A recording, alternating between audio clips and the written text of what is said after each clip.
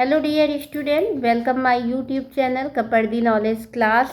तो आज मैं आपके लिए टॉपिक लेके आई हूँ नागरिक शास्त्र का जो है। अभी तक ही हम लोगों ने पढ़ा था कि हमको 6 मौलिक अधिकार प्राप्त हैं। तो आज हम समानता का जो अधिकार है उसके बारे में डिटेल से यहाँ पे चर्चा करेंगे। मैंने अपने पिछले वीडियो में बताया था कि मौलिक अधिकार हमको 6 मिले हैं, 6 मौलिक अधिकार हैं, जैसे कि समानता का अधिकार, स्वतंत्रता का अधिकार, शोषण के विरुद्ध अधिकार, धार्मिक स्वतंत्रता का अधिकार, सांस्कृतिक एवं शिक्षा संबंधी अधिकार और संवैधानिक उपचारों का अधिकार।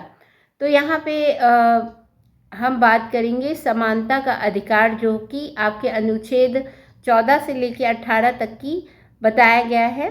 तो इसको आज हम यहाँ पे विस्तार से जानेंगे कि जो समानता का अधिकार है वो क्या होता है और इसमें हमें क्या कहाँ पे समानता का अधिकार दिया गया है।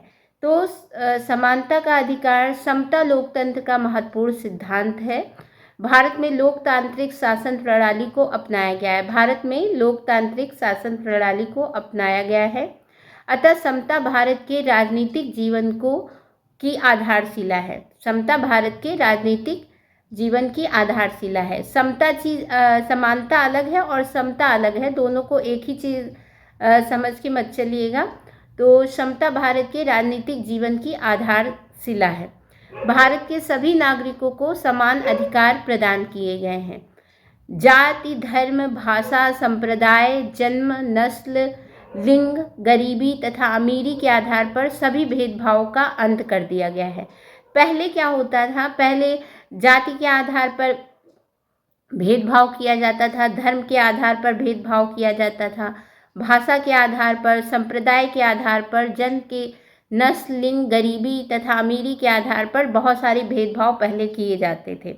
लेकिन संविधान में ये आपको समानता का अधिकार है। सभी नागरिकों को समान अधिकार दिए गए हैं। कोई ये नहीं कहा गया है कि अगर फला व्यक्ति का ये धर्म है तो उसको ही ये अधिकार प्राप्त होंगे। सभी को एक समान अधिकार प्राप्त है। हमारे समाज में अभी भी बहुत जगह पे इन सब चीज़ों को लेके भेदभाव किया जाता है, लेकिन हमारे संविधान में ऐसा किसी नागरिक के साथ कोई भेदभाव नहीं है। सभी धर्म के लोग, जाति के लोग और सभी लिंग, मतलब स्त्री हो या पुरुष हो, जेंडर हो, जो भी जेंडर है उसके लेके कोई भेदभाव नहीं किया गया है।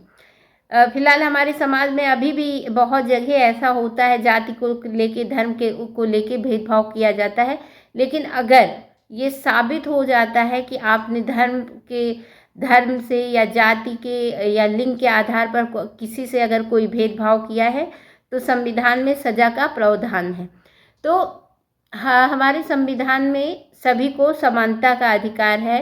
किसी के साथ में जाति कि ये फला जाति का है, उसका है, तो उसको ये अधिकार नहीं मिलेगा। तो सभी को समान रूप से अधिकार है और यह अधिकार केवल नागरिकों को ही प्राप्त नहीं है, बल्कि भारत क्षेत्र में निवास करने वाले प्रत्येक व्यक्ति को समान रूप से कानूनी संरक्षण प्रदान किया गया है। समता के अधिकार में निम्नलिखित अधिकार सम्मिलित हैं। और जैसा कि मैं बताती हूँ कि हम लोग जो है अपनी वीडियो का स्टार्टिंग डेफिनेशन से करते हैं, तो आज मैं फिर एक डेफिनेशन लेके आई हूँ। तो सबसे पहले जो हमारा टॉपिक आता है कि हमें समानता का अधिकार जो है कहाँ पे प्राप्त है। तो विधि के समक्ष समानता, विधि यानी कि कानून के समक्ष जो है समानता, सामने समानता। कानून सभी के लिए जैसे सामान्य है, सभी के लिए जो है कानून समान है। कोई भी धर्म का व्यक्ति, सबके लिए जुर्म अगर उसने किया है तो सबको जुर्म की एक ही सज़ा सुनाई जाएगी। जाति, लिंग और उसके हिसाब से कोई भेदभाव नहीं किया जाएगा। तो भारत के राज्य क्षेत्र में किसी भी व्यक्ति को कानून के समक्ष समानता या कानून के समक्ष संरक्षण से वंचित नहीं करेगा। भारत के राज्य क्षेत्र में किसी भी व्यक्ति को कानून के समक्ष समानता या कानून के समक्ष संरक्षण से वंचित नहीं करेगा। इसका तात्पर्य ये है कि भारत में निवास करने वाले प्रत्येक व्यक्ति को राज्य की ओर से कानूनों का समान संरक्षण प्रदान किया गया है। सभी समान व्यक्तियों को समान परिस्थितियों में कानून के समक्ष समानता प्रदान की गई है। संविधान में यह स्पष्ट है, निर्धन साधारण नागरिक हो अथवा सरकारी कर्मचारी हो, सभी कानून तथा न्यायपालिका के अधीन होंगे। सभी के लिए कानून एक बराबर होगा। आप देखते भी होंगे कोर्ट ऐसे तो कोर्ट में आपने देखा नहीं होगा, लेकिन फिल्मों में आप देखते होंगे कि वहाँ पे एक बनी रहती है, मूर्ति टाइप की है, उसके आँख पे पट्टी बंधी होती है और वो हाथ में तराजू लिए होती है और एक हाथ में तलवार। तो वो मतलब इसलिए आँख पे पट्टी रहती है कि वो किसी को देख नहीं रही है कि कौन क्या है, कहाँ से आया है, उसको प्रमाण चाहिए। अगर आप वहाँ पे साबित कर देते हैं कि ये फला व्यक्ति ने ये जुल्म किया है, ये अपराध किया है, वो चाहे अमीर हो, चाहे गरीब हो, चाहे जिस जाति का हो, चाहे जिस धर्म का हो, चाहे जिस लिंग का हो, सभी को वहाँ पे समान सज़ा होती है। आपने देखा ही होगा कोर्ट में, वो जो फिल्मों में आप देखते होंगे आँख पे पट्टी बंधी रहती है और तराजू लिए रहती है और एक हाथ में तलवार, कि मैं किसी को देख नहीं रही हूँ कि कौन क्या है। तो जिसका जुर्म साबित हो गया, जज उसी को सज़ा सुना देता है। फिलहाल वैसे आज तक की हमारे जो भारत में किसी महिला को फांसी की सज़ा नहीं हुई है, लेकिन फिर भी सभी के लिए कानून बराबर है। तो संविधान की अनुच्छेद 14 में दिए गए समानता के अधिकार की व्याख्या करते हुए सर्वोच्च न्यायालय के न्यायाधीश जी कहते हैं, श्री के सुब्बाराव ने 1960 में कहा था कि कानून के समक्ष समानता नकारात्मक तथा कानून द्वारा सुरक्षा सकारात्मक इस बात की घोषणा करता है कि प्रत्येक व्यक्ति कानून के समक्ष समान है। कोई विशेष सुविधाओं का वादा नहीं कर सकता तथा सब श्रेणियां समान रूप से देश के साधारण कानून के अधीन हैं तथा बाद वाला एक जैसी दशाओं तथा एक जैसी स्थिति में एक जैसे व्यक्तियों की समान सुरक्षा स्वीकार करता है। उत्तरदायित्व स्थापित करते समय या विशेष सुविधाएं प्रदान करते समय किसी प्रकार का कोई भेदभाव नहीं किया जा सकता है। तो विधि की समझ समानता का तात्पर्य नहीं है कि सभी कानून ऐसे सभी लोगों पर समान रूप से लागू किए जाएंगे। अब यहाँ पे एक तरफ तो कह रहे हैं कोई भी कानून होगा तो वो सभी के लिए समान होगा, चाहे वो किसी धर्म का हो, चाहे वो किसी जाति का हो, चाहे जो भी हो। लेकिन यहाँ पे ये भी कह रहे हैं कि जितने सभी कानून ऐसे सभी व्यक्तियों पर समान रूप से लागू नहीं किए जाएंगे। जैसे भाई स्वभाव के हिसाब से, उपलब्धियों के हिसाब से अथवा परिस्थितियों में एक दूसरे के समान नहीं है। विभिन्न वर्गों की विभिन्न आवश्यकताओं के लिए अलग अलग प्रकार की बर्ताव की आवश्यकता है। अब जैसे एक बड़ा व्यक्ति है और एक छोटा बच्चा है, तो उनके अपराध में सज़ा तो मिलेगी, लेकिन उम्र के हिसाब से बच्चा छोटा है तो उसके हिसाब से उसको सज़ा दी जाएगी, और जो बड़ा व्यक्ति है, बड़े ने गलती की है तो उसके हिसाब से उसको सज़ा मिलेगी। तो यहाँ ये भी कह रहे हैं कि जो है सभी के लिए जो है सभी विभिन्न वर्गों की विभिन्न आवश्यकताओं के लिए अलग अलग प्रकार के बर्ताव की आवश्यकता है। अब जैसे मान लीजिए आदमी है या महिला ने कोई अपराध किया है तो वहाँ पे थोड़ा सा सज़ा में वो कर दिया जाएगा, कमी कर दी जाएगी। तो देखा जाएगा परिस्थिति क्या थी, समय क्या था, किस वजह से उसने ऐसा किया, ये सब चीज़ों को ध्यान में रखकर सज़ा दी जाएगी। उदाहरण के लिए अमीरों से अधिक कर तथा गरीबों से कम कर लिया जाता है। अमीरों से ज़्यादा कर लिया जाता है और गरीबों से कम कर लिया जाता है। इसमें समानता के अधिकार का उल्लंघन नहीं होता है। अतः कभी कभी कानून के आधार पर विभेद करना भी आवश्यक होता है। अब जैसे कहीं कहीं क्या होता है, जैसे गरीब पे टैक्स कम लगाया जाता है इसलिए क्योंकि वो गरीब है, और अमीर पे टैक्स ज़्यादा लगाया जाता है क्योंकि वो अमीर है।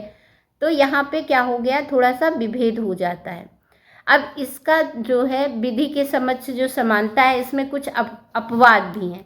देखिए कोई भी कानून होते हैं वहाँ पे कुछ अपवाद भी होते हैं। अब यहाँ पे क्या अपवाद, अपवाद मतलब इसमें कुछ बुराई भी है। विदेशी राज्यों के अध्यक्ष तथा राजदूतों के विरुद्ध भारतीय कानूनों के अंतर्गत कोई कार्यवाही नहीं की जा सकती है। अब विदेशी राज्यों के जो अध्यक्ष हैं तथा राजदूतों के विरुद्ध भारतीय कानूनों के अंतर्गत कोई कार्यवाही नहीं की जा सकती। विदेशी शत्रु का युद्ध अपराधों से संबंधित फैसला साधारण न्यायालयों द्वारा नहीं किया जा सकता। विदेशी शत्रु का युद्ध अपराधों से संबंधित फैसला साधारण न्यायालयों द्वारा नहीं किया जा सकता। अनुच्छेद 361 के अनुसार, अनुच्छेद जो 361 क्या कहता है कि राष्ट्रपति या राज्य के राज्यपाल के विरुद्ध उनके कार्यकाल में कोई फौजदारी मुकदमा नहीं चलाया जा सकता। अब यहाँ पे कहा जा रहा है कि जो कानून है वो सभी के लिए समान है, उसमें कोई भेदभाव नहीं किया जाएगा। लेकिन अगर राष्ट्रपति है और राज्यपाल है, वो किसी को गोली मार दे, किसी को मार डाले, तो उसके ऊपर कोई सज़ा नहीं है। लेकिन संविधान में ये व्यवस्था की गई है कि ऐसा नहीं है, जब वो अपने पद से हट जाता है तब उसके ऊपर कोई भी कार्रवाई की जाती है। जब तक कि वो अपनी पोस्ट पे है तब तक तो उस पर कोई कार्रवाई नहीं होगी, लेकिन पोस्ट जब वो अपने पद से हट जाएगा तब उसके ऊपर कार्रवाई की जाती है। तो अनुच्छेद जो 361 कहता है कि राष्ट्रपति या राज्य के राज्यपाल के विरुद्ध उनके कार्यकाल जब तक वो अपने पद पे हैं तब तक कोई उनके फौजदारी का मुकदमा नहीं चलाया जा सकता। लेकिन जब वो अपने पद से हट जाएंगे तब उन पे न्यायालय जो है केस कर सकती है। अगला है मंत्रियों, विधायकों, न्यायाधीशों और दूसरे कर्मचारियों को भी कुछ विशेषाधिकार दिए गए हैं। तो ये थे इसके अपवाद। जैसे समानता का अधिकार है तो कुछ इसमें अपवाद भी है, कहीं कहीं समानता नहीं होती है। अब अगला है धर्म, वंश, जाति, लिंग या जन्म स्थान के आधार पर भेदभाव का अंत। धर्म के और वंश, जाति, लिंग या जन्म स्थान की फलाना वहाँ के यहाँ उनका जन्म वहाँ पे हुआ है इसलिए इनको सज़ा दी जाएगी, ऐसा कुछ नहीं। तो संविधान के अनुच्छेद 15 में स्पष्ट उल्लेख है। पहले 14 में क्या देखा, समानता का वो, फिर इसमें 15 में स्पष्ट उल्लेख है कि राज्य धर्म, वंश, जाति, लिंग तथा जन्म स्थान के आधार पर नागरिकों के साथ कोई भेदभाव नहीं करेगा। MG पायली के अनुसार अनुच्छेद 15 का महत्व इस बात में है कि वह, पॉइंट नोट करते चलिए, अब ये पॉइंट आपका नोट करने वाला है, लिख लीजिए, वह धर्म, मूल, वंश, जाति या लिंग के आधार पर किए जाने वाले भेदभाव की मनाही करता है। हमारा संविधान यह प्रांतीयता की जड़ें काटने में सफल हुआ है, क्योंकि यह जन्म स्थान के आधार पर रोक लगाता है। यह संविधान द्वारा स्थापित की गई गहरी नागरिकता के आदर्श के साथ मेल खाता है। तो ये इन्होंने ये परिभाषा दी है MG पायली के अनुसार। उन्होंने कहा, फिर राज्य द्वारा प्रत्येक नागरिक को यह अधिकार दिया गया है कि उसे दुकानों, सार्वजनिक जलपान गृहों, कुओं, तालाबों, नदी के घाटों, सड़कों, पार्कों तथा ऐसे सार्वजनिक प्रयोग के स्थानों पर जाने से नहीं रोका जा सकता है। पहले क्या होता था कि पहले कुछ जातियों को मंदिर नहीं जाने दिया जाता था, कुछ जातियों को पढ़ने के लिए क्लासरूम में नहीं घुसने दिया जाता था, उनको बाहर खड़े होकर पढ़ना पड़ता था। तो इस तरह से बहुत सारी पहले चीज़ें थीं जो होती थी समाज में। तो संविधान में इन सब चीज़ों को ध्यान में रख के बनाया गया है कि इन सब, जैसे कुओं का पानी नहीं पीने देते थे, तालाब में पानी नहीं पीने देते थे, नल को नहीं छूने देते थे। तो इस तरह की चीज़ें होती थी हमारे समाज में पहले। तो अब संविधान में ये व्यवस्था है कि किसी के साथ कोई भेदभाव नहीं किया जाएगा। अभी भी होता है बहुत जगह, लेकिन अगर किसी ने साबित कर दिया या कह दिया, कोर्ट में अर्जी दे दी, तो उसके खिलाफ केस होगा, सरकार एक्शन लेगी, सुप्रीम कोर्ट एक्शन लेगा। तो ये घाटों, पार्कों तथा ऐसे सार्वजनिक प्रयोग के स्थानों पर जाने से नहीं रोका जा सकेगा जिसको बनाए रखने का व्यय पूर्णतः अथवा आंशिक रूप से राज्य द्वारा होता है। मतलब स्टेट उसको जहाँ पे स्टेट ने बनाया है वो उस जगह नहीं रोका जाएगा जो सार्वजनिक स्थान है। इस अधिकार के दो अपवाद हैं। अब इसके जो हैं दो अपवाद भी हैं, मतलब बुराइयां भी हैं। राज्य स्त्रियों तथा बच्चों के लिए विशेष व्यवस्था कर सकता है। राज्य पिछड़े हुए वर्गों अथवा परिगणित जाति तथा जनजातियों के विकास के लिए विशेष व्यवस्था कर सकता है। अब यहाँ पे अपवाद है कि उनके लिए अलग से विशेष व्यवस्था की जाए, है। पिछड़े हुए वर्गों अथवा परिगणित जाति तथा जनजातियों के विकास के लिए विशेष व्यवस्था कर सकता है।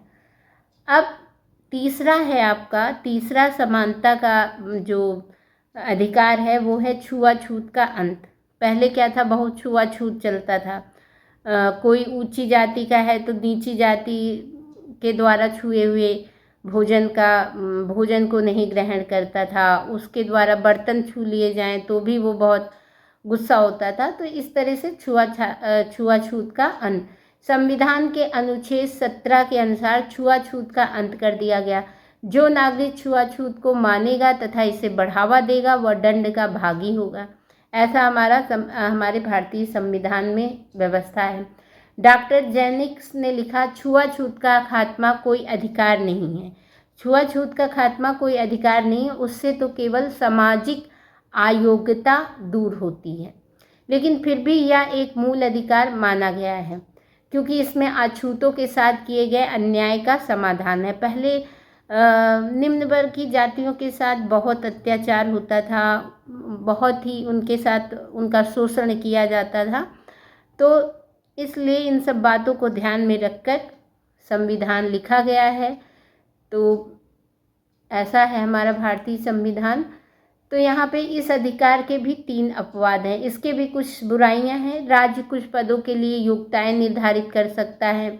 राज्य पिछड़े हुए वर्गों के लिए सरकारी नौकरी में स्थान सुरक्षित कर सकता है। धार्मिक संस्था के प्रबंध को इससे बाहर रखा गया है।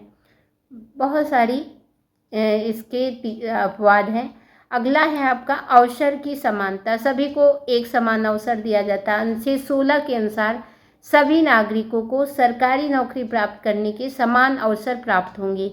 धर्म, जाति, वर्ग, लिंग, संप्रदाय आदि के आधार पर नौकरियों में कोई भेदभाव नहीं किया जाएगा और न इस आधार पर किसी व्यक्ति को अयोग्य ही ठहराया जाएगा। इस अधिकार के भी कुछ अपवाद हैं, लेकिन इनसे समानता के अधिकार का उल्लंघन नहीं होता। अपवाद है लेकिन समानता के अधिकार का उल्लंघन नहीं होता है। अपवाद अब इसके क्या क्या है, निम्नलिखित है।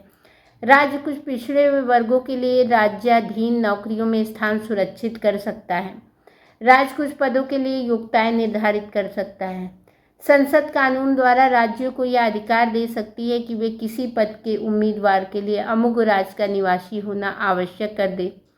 ये सारे इसके अपवाद हैं। अब अगला आपका समानता का अधिकार है उपाधियों का अंत। उपाधियों का अंत अनुच्छेद 18 में यह व्यवस्था की गई है। पॉइंट नोट कर लीजिएगा। सेना अथवा विद्या संबंधी उपाधियों के अतिरिक्त राज्य कोई अन्य उपाधि प्रदान नहीं कर सकता। सेना अथवा विद्या संबंधी उपाधियों के अतिरिक्त राज्य कोई अन्य उपाधि प्रदान नहीं कर सकता। ब्रिटिश शासनकाल में सामाजिक तथा आर्थिक समानता के आधार पर अनेक उपाधियां दी जाती थी।